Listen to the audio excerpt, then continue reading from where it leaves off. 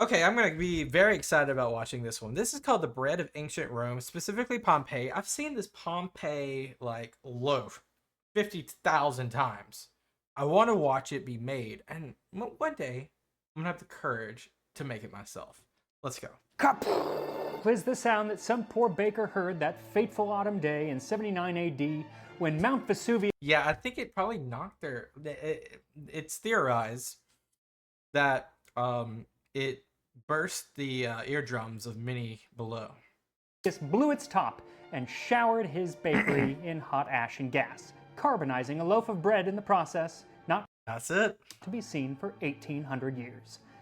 Sucks for him, but great for us, because today we are going to take a look at that most iconic ancient Roman loaf of bread, the Panis Quadratus. Hey, by the way, Pompeii is so cool because it has just a small thing. I know we're gonna get into history too, but Pompeii is just so cool because it's basically created a tomb, kind of like in Egypt with the pyramids and other tombs. It created a tomb of volcanic ash, volcanic rock, and erosion over a perfectly preserved canvas or pottery or coin, hoards, daily life, etc., etc. So Pompeii is just one of those anomalies in archaeology and history where we're actually able to dissect what the day was like, how somebody lived, and especially have evidence of such. True Roman bread for true Romans. This time on Tasting History.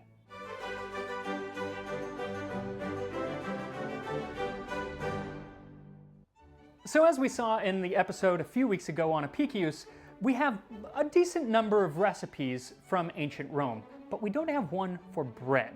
What we do know of their bread comes from writings about bread, not really recipes, pictures done in frescoes, and then the burnt loaves from Pompeii and Herculaneum.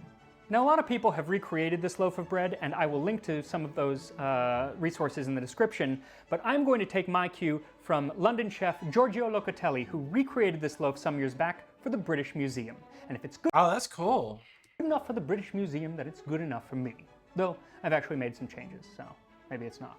Anyway, like 90% of breads out there, Chef Locatelli assumes that this is made of flour, water, yeast, and salt. And when I first made it, those are the only ingredients that I ended up using. And it made this lovely, beautiful loaf, but it was rather bland. And so I ended up doing it again. Now that first loaf, I only used whole wheat flour, gorgeous color. This second loaf that I'm doing today looks rather different, but I'm hoping that the flavor is better because I'm adding in some herbs. So for this loaf, you will need 1,000 grams of flour, 250 grams of biga or freshly fed sourdough starter, 3 teaspoons of salt, 400 to 500 milliliters of lukewarm water, and then some dry herbs. I used about a half teaspoon of fennel and a teaspoon of hyssop. Yeah, I don't have that. I had everything else though. Also, the amounts of those ingredients are a little bit variable depending on how loose your starter is. My starter ended up being a little tighter than I usually like, so I ended up using that whole 500 milliliters of water, but you might not need it if you have a loose starter. So the first question you probably have is, what kind of flour do I use? Well, you got options, kid. And for answers, we are going to go to that most prolific of ancient Roman writers, Pliny the Elder. There is no grain that displays a greater avidity than wheat, and none that absorbs a greater quantity of nutriment. With all propriety, I may justly call winter wheat the very choicest of all the varieties of wheat. Winter wheat. Okay. It is white, destitute of all flavor, and not oppressive to the stomach. Very important. Sounds like Pliny would have been a fan of Wonder Bread. Now, Pliny goes into extensive detail about the different wheats of the empire. He talks about their weight, their color, their flavor, yada yada yada. But he saves the top 3 spots for the wheats of Boeotia in modern-day Greece, the Isle of Sicily, and Egypt. I've always been curious, like, obviously, this also kind of like branches from a stem of like wine, right? What really makes flavor differences, right? Is it the soil? Is it the climate? Is it a variation of both? Is there some extra factors that I'm not counting? Because geographic differences in the same species of food, it's very interesting how they have a spectrum of taste. Then Pliny talks about flours made from other grains that the majority of the people would have eaten, like barley, rice, spelt, sesame, and the wonderfully named panicium, or African panic grass. Ha! So for this loaf, I ended up using half buckwheat, bad name because it's not a wheat, and half whole wheat. And I'll show you. Yeah, buckwheat pancakes are probably one of the most famous things of like the 18th century for breakfast. It really changes the look of the loaf once we're all done. But you can use whatever flours you want. Pliny also has a lot to say about leaveners. He talks about one that's made from millet and must, or the skins of fresh wine grapes, and that is where the yeast would come from, actually the yeast that's on the skins. And then he talks about one made from barm. In Gaul and Spain, where they make a drink by steeping corn, they employ the foam which thickens on the surface as a leaven. Hence it is that the bread in those countries is lighter than that made elsewhere. And just a note, by corn, he means grain, not like American corn. And then there's the kind that I'm going to use, which is just regular old sourdough which pulls its yeast from the air. Good old California air yeast. Not sure why that's southern, but whatever. Yeah. So first, take your water, lukewarm or room temperature is fine, and stir in your salt. Then mix your herbs into the flour. That's very tame. Respectable. Then take your flour and dump it out onto a flat surface and create a ring, or what's called a fontaine. Then, in the words of Johnny Cash, pour that yeast in that burning ring of flour, and start to work the flour into the sourdough starter with one hand while you pour the salt water slowly with the other. It's been a while since I made bread. This is so satisfying. Then just keep mixing as the dough comes together. And like I said, you might not need all of that water, so just kind of keep an eye on it. Once it comes together, stop adding water. If it's actually too wet, then just throw some more flour in there. I wonder who first made bread. I need to do a history of bread. If you know, shortcut me, let me know. But this whole process, it seems like hundreds of years probably had to pass before processes like this to get mastered. And you're good to go. Then go ahead and knead your dough. I kneaded it by hand. It took about 15 minutes to get kind of a nice smooth dough. But if you have a bread maker, you can go ahead and use that. I wouldn't use a stand mixer because this is a lot of heavy dough and you might burn out that motor. But if you do have a bread mixer, no shame in using it, especially because then you'll have a free hand to tap that subscribe button and the notification bell so you never miss another episode of Tasting History, which go subscribe to Tasting History. They're amazing. Would be a disaster. Not Pompeii and Vesuvius, but a close second. Now once your dough is kneaded to perfection, place it in a bowl, cover it, and let it rise for 90 minutes to 2 hours, or until it about doubles in size. So now a lot of classical writers wrote about bread and wheat and all of these ingredients, so let's take a look at why relying on Pliny the Elder is so apropos for this bread. Let's go! Gaius Plinius Secundus, aka Pliny the Elder, best known as an author and philosopher, but overachiever that he was, happened to also be the admiral of the imperial fleet moored at Misenum north of Naples on that fateful day in 79 AD. Sadly, his nephew, Pliny the Younger, not incredibly creative with names, this family, he was the only person to give an eyewitness account of the disaster, a blow-by-blow of the eruption. Really? And he gives us some insight into just how his uncle died. Here's where the story picks up just after the eruption. My uncle's scholarly acumen saw at once that it was important enough for a closer inspection, and he ordered a boat to be made ready, telling me I could come with him if I wished. I replied that I preferred to go on with my studies. A chance to check out a massive, black, unnatural, looming cloud coming over the horizon, and this kid decides that he's going to stay home and do homework. Yeah, I'm thinking the same thing. Like, I guess maybe he thought it wasn't that interesting? I mean, I know I'm not one to talk, but nerd alert.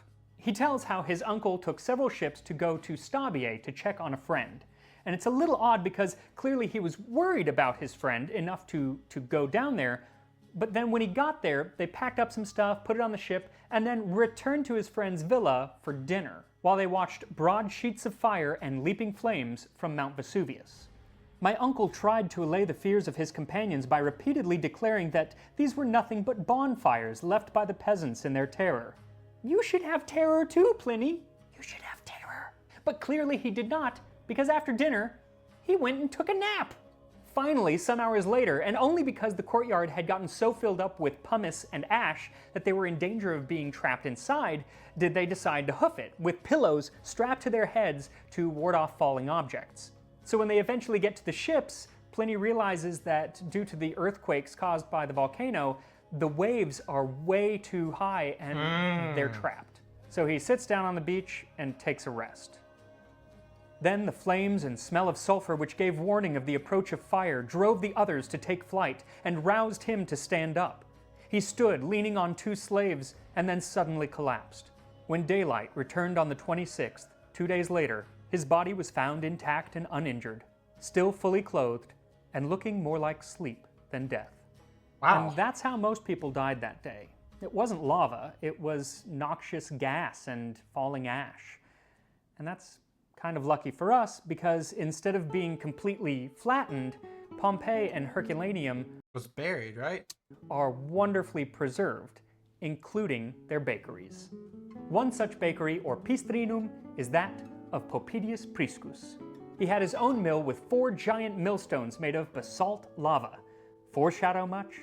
They were likely driven by donkeys to grind the grain into flour.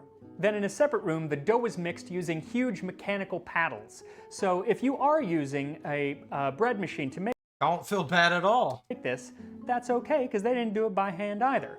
Popedius approves. In fact, it seems that the only part of the process that was done by hand was the actual shaping of the loaves. And so that's what we're going to do right now. So set your oven to 400 degrees Fahrenheit or 205 degrees Celsius and turn your dough out onto a lightly floured surface. Then knock out the air. Then shape it into a ball and set it on either a baking sheet or a bread cloche like the one that I used. And if you are using a bread cloche, be careful because they're delicate. I broke mine today. I'm very sad about it. Then pat the loaf down into sort of a flat-topped cake and cover it and let it rise for another 20 minutes or so. Once your second rise is done, we're going to go ahead and give this loaf its iconic shape. So take a piece of baking string and tie it right around the middle of the loaf and cinch it so it looks like my waist in pants that I haven't worn since before quarantine. Now for the lines on top, there's a lot of debate, but there's debate on everything to do with this loaf pretty much, so using Occam's razor, I'm going to go with the simplest explanation and use the string that we've already got to make 4 deep impressions on the top, which creates 8 separate sections. Then stick your finger in the middle of the loaf to make an indentation to keep the bread from cracking, and slide the bread into the oven for about 40 to 45 minutes. I didn't know if you did that, it would keep it from cracking. That's interesting. If you are using a cloche, remove the lid about 30 minutes into baking so it can darken up a little bit. A cloche? I need one of those. Now my loaf did not need to darken because I used that dark buckwheat. So honestly, it kind of looks like the burnt loaf from Herculaneum, but it smells fantastic as it's baking. So once the loaf is done, remove it from the oven and set it on a cooling rack to cool. So here we are, our Panis Quadratus, or Roman loaf of bread, and you can see the vast difference between just using 2 different types of flour. So, you know, use what you want, but just know that some are going to look more pleasing than others. If you're doing this for pictures, I'd go with the lighter flour, it's prettier, but this other one, the darker one, smells a lot better than the other did. So let's cut into this. It is definitely dense. Looks like cake. But you kind of knew that by the shape. So let's take a little bite here. I don't like the color. I gotta say, it smells good, but I don't like the color.